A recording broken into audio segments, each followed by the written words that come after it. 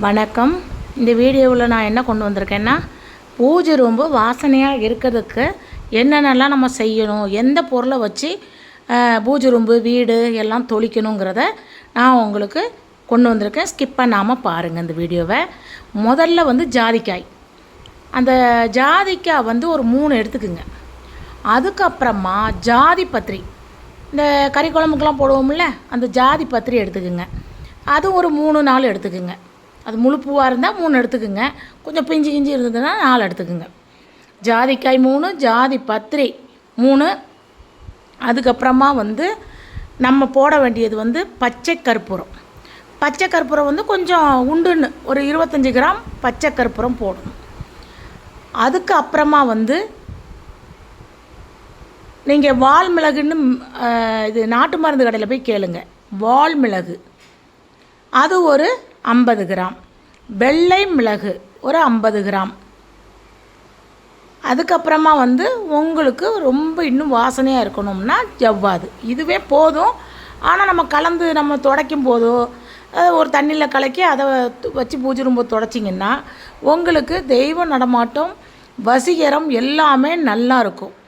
இப்போ சில வீட்டில் வந்து பள்ளி உத்தரவே கொடுக்க மாட்டேங்குது, நம்ம நல்லா தான் சுத்தமாக வச்சுருக்கோம் அப்படின்னு நினைப்பாங்க. ஆனால் அதில் வந்து இந்த வால் மிளகு, வெள்ளை மிளகுலாம் தெய்வத்துக்கு உகந்தது. பச்சை கற்பூரம், ஜாதிக்காய், ஜாதி பத்திரி இதெல்லாமே வந்து தெய்வத்துக்கு உகந்தமான பொருள். அதை நீங்கள் என்ன பண்ணுறீங்கன்னா, நல்லா அதை எல்லாத்தையும் மிக்சி ஜாரில் போட்டு நல்லா அரைச்சிக்கிங்க.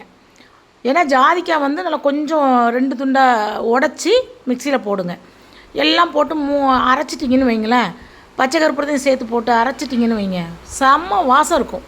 பூஜை ரூம் நீங்கள் துடைக்கணும், க்ளீன் பண்ணணுன்னீங்கன்னா ஒரு தண்ணியிலையோ இல்லை பன்னீர்லையோ அந்த இதை 1 ஸ்பூன் போடுங்க. கலந்து சாமி போட்டோ அது இதெல்லாம் எல்லாமே சாமி ரூம்பெல்லாம் துடைச்சிங்கன்னு வைங்களேன், உங்களுக்கே அது வந்து ஒரு தனி மனமாக இருக்கும். கோயிலுக்குள்ளே போனால் எப்படி இருக்குமோ அந்த மனம்தான் நம்மளுக்கு வரும் பூஜை ரூமுக்குள்ளே போனாலே.